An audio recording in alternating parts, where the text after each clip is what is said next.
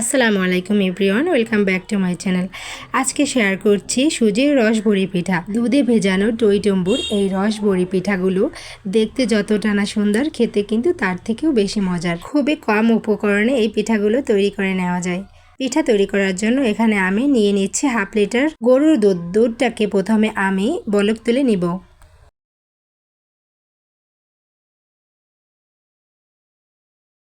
কিছুক্ষণ বলক তুলে নেওয়ার পর দিয়ে দিলাম 2 টুকরো দারুচিনি আর 3টা এলাচ। আরও 2-1 মিনিট বলক তুলে নিয়ে লাস্ট পর্যায়ে দিয়ে দিচ্ছি হাফ কাপ চিনি এবং হাফ টিস্পুন লবণ। নেড়ে চেড়ে সব কিছু মিশিয়ে দুধটাকে আরও কয়েকবার বলক তুলে নিচ্ছি।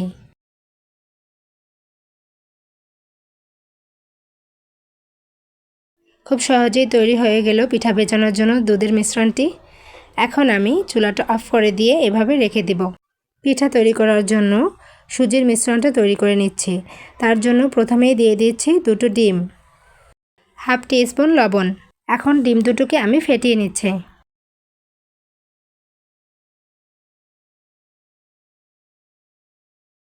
ডিমগুলো ভালো করে ফেটিয়ে নেওয়ার পরে এখন আমি এর মধ্যে দিয়ে দিচ্ছি সুজি। 1 কাপ সুজি নিয়েছি, তবে এখান থেকে যতটুকু প্রয়োজন হবে ততটুকুই দেব। 1 কাপ এখানে লাগবে না। সুজির মিশ্রণের উপর নির্ভর করবে কতটুকু লাগে। আমি অল্প অল্প করে সুজি দিচ্ছি আর খুব ভালোভাবে মিলিয়ে নিচ্ছি। একসাথে কিন্তু বেশি সুজি দিয়ে দেওয়া যাবে না, অল্প করে মিশাতে হবে। বারে বারে দিব আর প্রয়োজন অনুযায়ী ঘনত্বটা তৈরি করে নিব। খেয়াল করে দেখলেই বুঝতে পারবেন গোলাটা ঠিক কিভাবে তৈরি করতে হবে।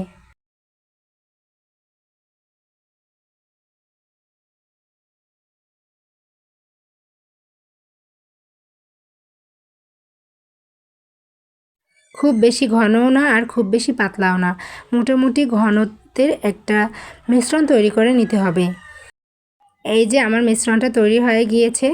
এখানে আমার 1 কাপ থেকে কিছুটা বেঁচে গিয়েছে, অর্থাৎ আমার হাফ কাপের থেকে একটু বেশি লেগেছে।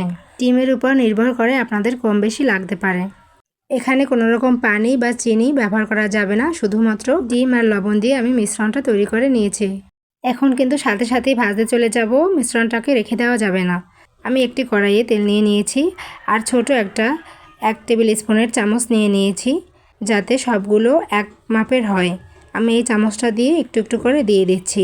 বড়িগুলো ছোট ছোট তৈরি করে নিব, কারণ এগুলো ভাজার পরে অনেকটা ফুলে যাবে আর ভেজানোর পরে কিন্তু আরও অনেকটাই ফুলে যাবে, তাই ছোট ছোট তৈরি করে নিচ্ছি। আর পিঠাগুলো দেওয়ার সময় কিন্তু তেল খুব বেশি গরম করা যাবে না, হালকা গরম হয়ে গেলেই পিঠাগুলো ছেড়ে দিতে হবে।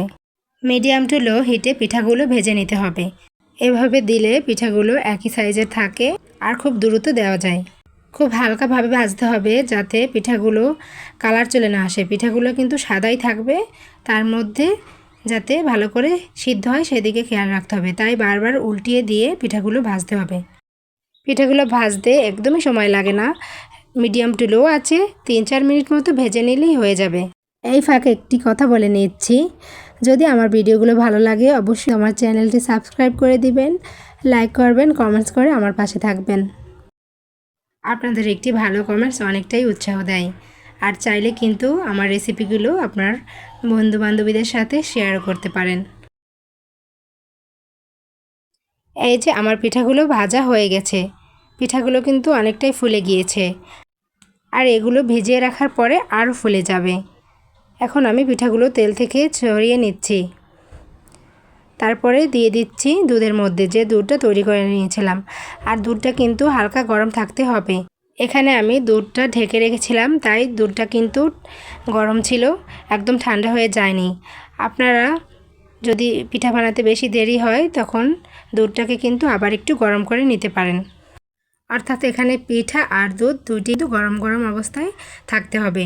এখন আমি এগুলোকে ভিজিয়ে রাখবো সারা রাতের জন্য। আমি যেহেতু রাতে তৈরি করেছিলাম, সারা রাত্রই আমি ভিজিয়ে নিয়েছি। তবে আপনাদের সারা রাত্র ভিজানোর কোনো দরকার নেই, আপনারা 2-1 ঘন্টা ভিজিয়ে রাখলে এই পিঠাটা একদম সমস্ত রস টেনে ফুলে যায়। আমি পিঠাটি সকালে খাওয়ার জন্যই তৈরি করেছিলাম। তো দেখুন সকালে কিন্তু সমস্ত দুধটা পিঠাগুলো টেনে নিয়েছে আর কত সুন্দর রসালো মিষ্টির মতো হয়েছে। এটা খেতেও কিন্তু খুবই মজার হয়, একবার ট্রাই করে দেখবেন। এখন আমি আপনাদেরকে একটি পিঠা কেটে দেখাচ্ছি। দেখুন পিঠাটা কতটা সুন্দর হয়েছে, মিষ্টির মতো নরম সফট। চামচটা ঢোকানোর সাথে সাথেই 2 ভাগ হয়ে গেল। আজকে এই পর্যন্তই বিদায় নিচ্ছি। আল্লাহ হাফেজ।